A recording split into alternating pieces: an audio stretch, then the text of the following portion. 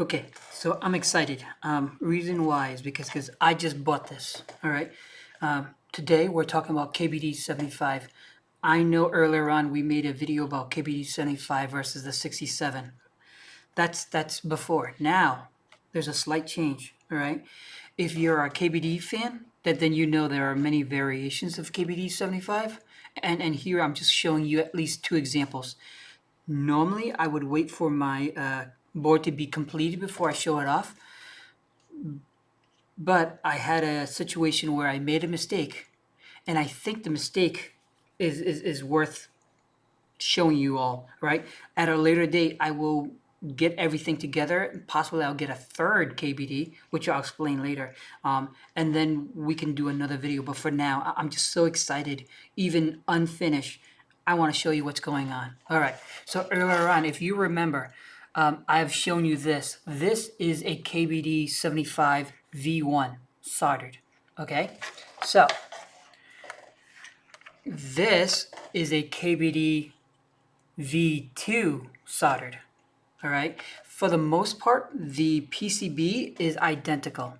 Minus this is probably has an upgrade of fixes here or there. Case-wise, you have two options, right? You could do the regular case, or you could do the Tofu 84 case, right? Price are comparable. It just depends on what you'd like. If you like this style or you like the more high-profile angled look, all right? I chose the KBD V1 case and KBD V2 case. The difference between the V1 and the V2, in the back, the V2 will have a brass plate right over here. Likewise, from the side, right, you see how it's angled in? For the V2, it's flat. The diffuser is still the same, but if you just take a look at the case and you see the sides and the back, you can know right off the bat if it's a V1 or a V2 case. In many times, if it's a V1 case, it's a V1 PCB. Likewise, no one buys a V1 PCB and put it into a V2 case. There are exceptions, but for the most part, people don't do that. Okay, so this is a V1, this is a V2. Now you notice there's something different, right? So this is Susu Watari, and this is black on white. Despite the fact that they're MT3 keycaps, notice my backspace, my return, and then I've got a row here. This is a very common 75% case. This is a 75% case, but you notice something different? What I did was I made a mistake. When I ordered the PCB and plate from the same company. To be exact, I actually bought it from DiviniKey. I tend to buy a lot of stuff through DiviniKeys because they're readily available and they're in the US, so they ship fairly fast. Okay. Secondly, so when I bought the PCB and the plate, I read, I really wanted the polycarbonate, and they ran out. I refused to buy the brass. I don't know. I just don't think it's worth it. Okay. So I bought the aluminum version. The dilemma, the problem is I didn't pay attention to what I bought. So when it came to the house, my son and I were looking at this and we realized, wait a minute, if the return key and the stabilizer is here, what's all this? Come to find out, this is a KBD 75 plate B setup. And what the plate B setup is, if you could take a look, is that instead of the return coming all the way out to here, it actually moves it into here, which means I lose out on a few keys. Okay, so I lost out these two, these two, these two. So what I did was I moved stuff around, right? So for example, these are these keys, right? The comma and the period. So I got that back. Down here is the function key. I actually made this into a colon, semicolon, right? And then, of course, for these, usually this is for like accounting, right? So you've got the plus, the division, the times, the minus. Well, for the plus and minus, I then replace it for these two, which allows me to free up the two spaces. I am missing stuff, right? So I'm missing the bracket, close bracket. I'm missing the one quotation, two quotation, and I've got to figure out what I can do in that space. But ultimately, what you're seeing here is this is a different layout than any keyboard that I have when it comes to 75%. Initially, I was going to return this plate, but after talking to my son, we decided we want to keep it because it's still a KBD 75. But it's a KBD 75 with a plate B setup, which, to be honest with you, I took a look on YouTube. I don't see anyone with it. So, in essence, I think I'm one of the few that actually did a presentation of this kind of format. You all tell me, have you done this? Have you decided to pick the B versus the A? And what are your thoughts? I have to admit, because it's new, I actually am enjoying it. I don't normally like this much of a crunch. You know what I mean?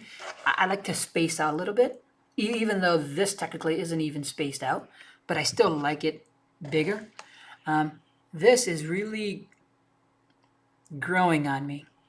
I didn't expect to like it, but I really do love it. Now, there are certain things about MT3s that bugs me because some of these keycaps are not meant to be in the position that they are.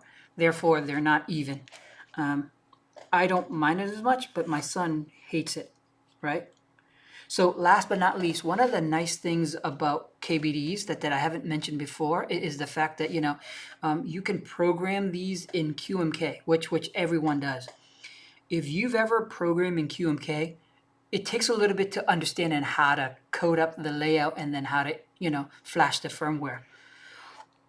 The nice thing about KBDs is that it also supports VIA, right? So you open up the VIA display, it'll show you your key mapping. You could test your key mapping on where things are, and then you can actually reprogram by clicking a few buttons. I love VIA. I love VIA. I mean, I love my drops, but I can't do it with VIA, right? So I have to do QMK. Luckily for me, that could be done fairly easy if you want to go back to stock settings. Some of my other boards, like my IDA bows and stuff, QMK gets a little bit harder to work with, all right? If you get a chance, try play around with it. It may be good, it may be not, it's up to you, but I have to admit, VIA is by far awesome, all right? So my case is coming in. This is going to have a V2 case. It's going to be blue and red. I'm undecided if I want to take out the red and then put in the brass plate because I kind of like the color setup. We will see. But so earlier, my thought was I wait for the case to come in and I show you. But unfortunately, well, not unfortunately, I'm just so excited to show you the layout.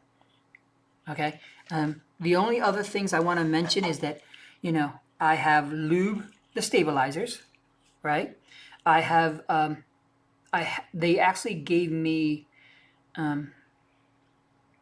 the stabilizer tape that's underneath, which I normally use Band-Aid, but now it looks more legit. I also lubed all of the switches.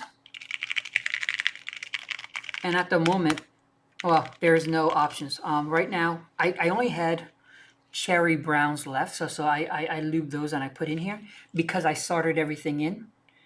There's no way I'm gonna desolder everything for to do that. The only other thing I may consider doing is actually doing the lights. We'll see. Technically, these already have lights, but as you can see, they actually have more lights. So it's up to me if I want to go even more crazy. But honestly, even with these sets of lights, I'm not complaining, right? So if nothing else, I want to show you the B layout because I think it's pretty cool, and I hope I get others to convert over to Bs as well. I know it's weird to have a V1 and a V2, but that's the kind of collection I like to have is the variety of the same kind of setup. So at a later date, I will get a V3 and then I will do another video showing, the progressions of changes between V1 versus V2 versus V3. All right. I hope you enjoy this. Do continue to watch, subscribe, add comments.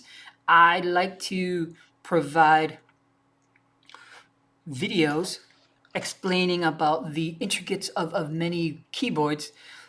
There's a lot of YouTube keyboard folks out there that do a lot of great stuff. However, I noticed they don't talk about this kind of stuff. So I want to help provide more to the community. So if you all can help me, I will continue to create more content.